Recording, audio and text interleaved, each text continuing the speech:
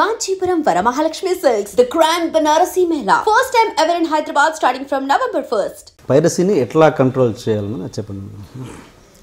Piracy control అండి, ఇప్పుడు AP film ఛాంబర్కి Hollywood వాళ్ళు కాంట్రాక్ట్ ఇచ్చారు ఆపమని.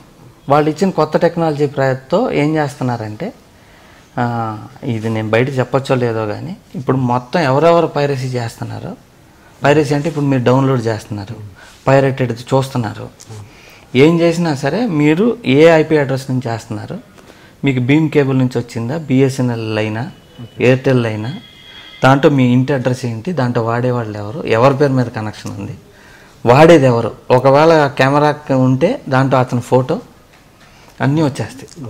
వచ్చేసి వాళ్ళకి నోటీసులు వెళ్తాయి. త్వరలో కోర్టు నుంచే నోటీసులు వెళ్తాయి. కోర్టుకు రాగానే అరెస్ట్ చేసి లోపల జైల్లో 6 నెలలు పెడతారు, అన్బెయిలబుల్. సో ఇది ఇప్పటివరకు జరగలేదు, ఇప్పుడు జరగబోతుంది. ఇప్పుడు మొత్తం టెక్నాలజీ వచ్చేసింది. ఇప్పుడు మా దగ్గర ఉన్న డేటా ప్రకారం హైదరాబాదు, విజయవాడ, వైజాగ్ చిన్న చిన్న ఊరుల్లో ఎవరెవరు పైరసీ చేస్తున్నారు.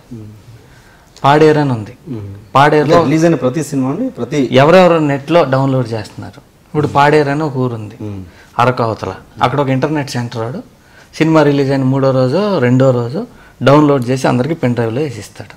అతని ఫోటో, అతని పేరు, ఏం చేస్తున్నాడు కూడా ఉంది మా దగ్గర. అందరినీ అరెస్ట్ చేస్తారు. ఇంట్లో చూసేవాళ్ళు తెలుగు మూవీస్, తెలుగు, హిందీ, ఇంగ్లీష్. ఎవరు పైరసీ చేసినా ఇంకా తప్పించుకోవటం కష్టం. మీరు ఎట్లా నెట్ది ఎట్లాగైనా డౌన్లోడ్ చేసుకోగలుగుతున్నారు, ఎవరెవరు డౌన్లోడ్ చేస్తున్నారో వాళ్ళని పట్టుకోవటం కూడా అంత ఈజీ మాకు.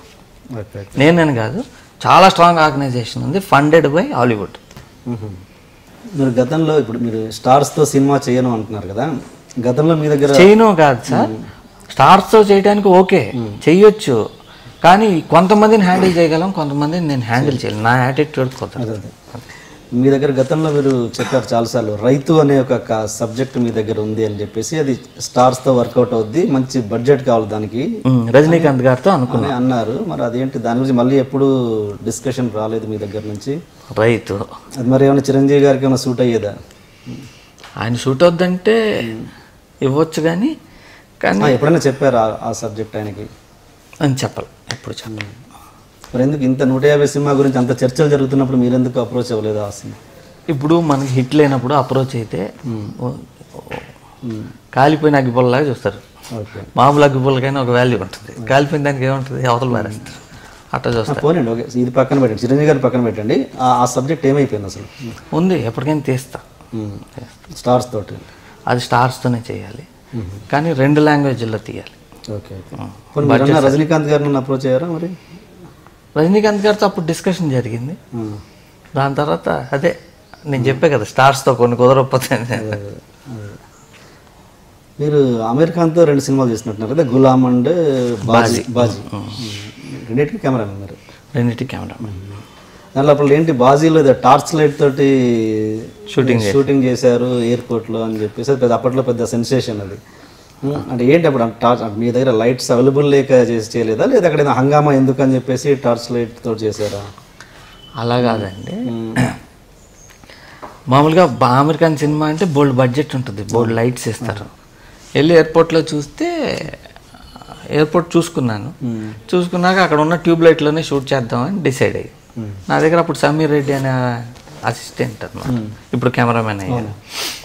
వెళ్ళే ట్యూబ్ లైట్లు, ఇండియాలో ట్యూబ్ లైట్లు ఏంటంటే వేడి దేశం కాబట్టి గ్రీనిష్ బ్లూ కూల్ లైట్స్ ఉంటాయి ట్యూబ్ లైట్స్ అన్నీ. అందుకని సేమ్ అదే కలర్లు మనం మ్యాచ్ చేయాలని చెప్పి ఆ బ్లూని గ్రీన్ని కట్ చేయాలంటే పింక్ ఫిల్టర్ వేయాలి కెమెరాలో. పింక్ ఫిల్టర్ వేసి మళ్ళీ వాళ్ళ ఫేస్ లైట్ కొంచెం ఉండాలని చెప్పి మామూలు టార్చ్ లైట్ కొనుక్కి దానికి కూడా గ్రీన్ లైట్ వేసి తీసాం అనమాట. తీసి ఇద్దరం టార్చ్లు పట్టుకుని తీసాం. ఆ లైట్లు ఇచ్చేవాళ్ళు, ఇది టాక్ స్ప్రెడ్ అయిపోయింది. 2 టార్చ్ లైట్లతో తీశారు సినిమా. కానీ తెరే మేరే సప్నే అనే పేరు కూడా వచ్చేసింది. తెరే మేరే సప్నే మీరు చేశారా? తెరే మేరే సప్నే కూడా నేనే, కానీ దాని టార్చ్ లైట్లు బాజీకి వాడా. అంటే నాకు తెలిసి మీకు నార్త్లో మంచి రిలేషన్సే ఉండుంటాయి కదా, చాలా పెద్ద సర్కిల్. అంత పెద్ద సర్కిల్ పెట్టుకుని మళ్ళీ మీరు ఇలా తెలుగులో ఉండి చిన్న చిన్న సినిమాలు చేసుకోవాల్సిన అవసరం ఏంటి? అసలు మంచి అమీర్ ఖాన్ లాంటి స్టార్స్ని బట్టి ఆ వేలో ఎందుకు ఆలోచించలేదు, ఎందుకు పోలేదు మీరు? అంటే ఇప్పుడు చాలామంది సక్సెస్ అంటే లైఫ్ సక్సెస్ఫుల్ అంటే పెద్ద స్టార్తో సినిమా తీయాలి, పెద్ద హిట్లు తీయాలి, అప్పుడే లైఫ్ సక్సెస్. అది ఏదో ఒక పిచ్చి క్యాలిక్యులేషన్. నా లెక్కలో ఏంటి సక్సెస్ అని అంటే ఐఎమ్ హ్యాపీ ఆర్ నాట్, నేను ఎంత హ్యాపీగా ఉన్నాను, నాకు నచ్చిన పని నేను చేసుకోగలుగుతున్నానా లేదా. ఇప్పుడు పెద్ద స్టార్తోనే సినిమా తీసి వాళ్ళు రాగానే లేచి నుంచుని సీన్ ఏంటి ఇట్టుంది, ఈ డైలాగ్ మార్చండి అంటే మార్చి ఇక్కడ కూర్చొని నేను అక్కడ నుంచి చేస్తానంటే ఓకే బాబు అని, అలా నా వల్ల కాదు. అది హ్యాపీనెస్ కాదు, అది సక్సెసే కాదు నాకు. అంటే నేను చచ్చిపోయినట్టు ఆ రోజు. అలా చేయకూడదు, మనకు నచ్చినట్టు మన దీంట్లో సినిమా తీయాలి. ఇప్పుడు పెద్ద పెద్ద సినిమాలు తీసే నాకు తెలిసి ఏ డైరెక్టర్ తనకు నచ్చినట్టు తీయడు, ఇంకోళ్ళకి నచ్చినట్టు అందరినీ సాటిస్ఫై చేస్తే తీయాలి. అలా నేను చేయలేను. That's not success for me. వాళ్ళకి అదే సక్సెస్. నాకు డబ్బులు కానీ హిందీలో ఆ కల్చర్ ఉండదుగా, మన తెలుగులో ఉన్నంత కల్చర్ అయితే ఉండదు డెఫినెట్గా. హిందీలో భలే హ్యాపీగా ఉంటుంది. మరి ఎందుకు ట్రై చేయలేదు? అది ఎందుకని అంటే ఎక్కడికి వెళ్ళినా కూడా ఇప్పుడు మీరు అనుకున్న ఎక్స్పెరిమెంటల్ సినిమాలని అక్కడ వర్కౌట్ అయ్యే ఛాన్స్ ఎక్కువ. అంటే నేను ఆమెకి కథ చెప్పాను, తను ఏంటంటే ఫుల్ బైండ్ చేసేమన్నాడు. అది మొత్తం ఇప్పుడు ఇంగ్లీష్లో టైప్ కొట్టి బైండ్ చేసేవారు. అంత సోదని వదిలేసి హొరవర్ రిలీజ్ బిఫోర్ ఫంక్షన్లో అన్నారు, నేను ఇండస్ట్రీ అంతా రెండే కథలు తిరుగుతున్నాయి. అదే చాలామంది అడుగుంటారు మిమ్మల్ని. అంటే ఏంటి అట్లాంటి కాంట్రవర్సీ స్టేట్మెంట్స్ ఇస్తుంటారు కదా, అంటే ఇండస్ట్రీ అంతా ఒకవైపు అయిపోతుంది, నేను ఒకవైపు అయిపోతున్నాను అనే భయం మీకేం ఉండదా అసలు? ఏంటి అసలు అంటే ఇండస్ట్రీ అంటే ఇంకోటి ఉందా? నేనే కదా మీరు ఇండస్ట్రీయా? ఓకే, ఎందుకు ఏం కాదు. ఇండస్ట్రీ అంటే ఏంటి అంటే నాకు తెలిసి ఈ టైప్ ఆఫ్ కాంట్రవర్సీ స్టేట్మెంట్స్ నాకు తెలిసి మీరు సక్సెస్లో ఉన్నప్పుడు, అంటే నేను జిఎన్ టైంలో పెద్దగా మీ నుంచి రాలేదని నేను అనుకుంటున్నాను. అంటే ఇప్పుడేదో ఇంకా లేదు టైం లేదు, ఎట్లాగో పెద్ద హీరోలు మనకి డేట్స్ ఇవ్వరు అని చెప్పేసి కాంట్రవర్సీ స్టేట్మెంట్స్ ఇస్తున్నారా, లేకపోతే అప్పుడు కూడా ఇచ్చేవాళ్ళ, మీడియా లేకపోవడం వల్ల మాకు తెలియలేదా?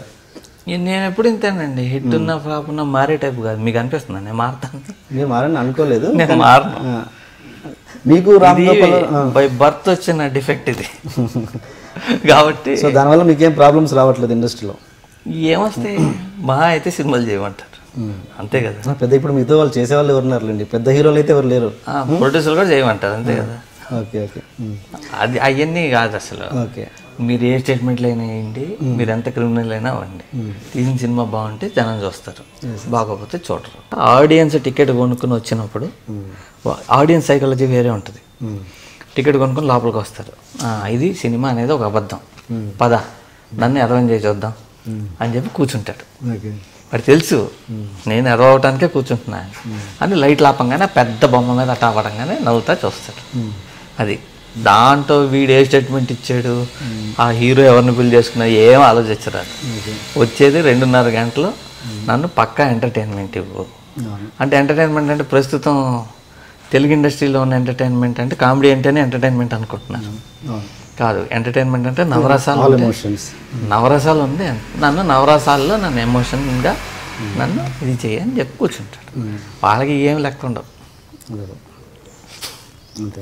అంటే నేను అనేది ఏంటంటే సార్, అంటే లౌక్యం, అంటే ఇండస్ట్రీ అంటేనే లౌక్యం కదా. ఇప్పుడు సపోజ్ మీకు నచ్చినా నచ్చకపోయినా ఏదో కొంచెం ప్లాస్టిక్ నవ్వు పడేసి ఏదో ముందుకు వెళ్ళిపోవడం అదే జరుగుతుంది ఇండస్ట్రీలో. పెద్ద మీలా స్ట్రైట్ ఫార్వర్డ్ ఉంటే వర్కౌట్ కాదు నిజానికి. బట్ అది అలాంటి దాన్ని ఎలా బ్యాలెన్స్ చేస్తున్నారు? అంటే వద్దనుకుంటున్నారా ఇండస్ట్రీ ఏంటి అసలు? ఇండస్ట్రీని నేను వద్దనుకోవటం అట్లా ఉండదు. అంటే లౌక్యం అన్నది కంపల్సరీ కదా ఇక్కడ. అలా లౌక్యం లేకుండా మీరు ఇండస్ట్రీ నాదండి, మళ్ళీ ఇండస్ట్రీని మేనేజ్ చేయటం ఏంటి? ఇండస్ట్రీ నాదే కదా. మీకు రామ్ గోపాల్ వర్మ గారికి చాలా వరకు పోలికలు ఉన్నాయి. జనాలు కూడా అదే అనుకుంటారు, స్ట్రైట్ ఫార్వర్డ్గా మాట్లాడతారు, ముక్కుసూటిగా మాట్లాడతారు అని చెప్పేసి. మీలో ఇద్దరికి కామన్గా లేని పాయింట్స్ ఏమైనా ఉన్నాయా? అంటే మీ రామ్ గోపాల్ వర్మ ఇంటెలిజెంట్, ఆయన మేధావి, నేను కాదు. ఇంకేముంది? లేదు ఇంకా చెప్పండి. చాలా మంది రామ్ గోపాల్ వర్మ అనగానే మీతో కంపేర్ చేస్తారు, మిమ్మల్ని ఆయనతో కంపేర్ చేస్తారా? చేయడం మీన్స్ సరే యాటిట్యూడ్ విషయంలో లేదండి, రాముది వేరే స్టైలు. నేను అవతలాలు ఏం ఫీల్ అవుతాయి. iDream Media. Please do subscribe to iDream. Please subscribe to iDream Media. For best entertainment and information, please subscribe iDream. And don't forget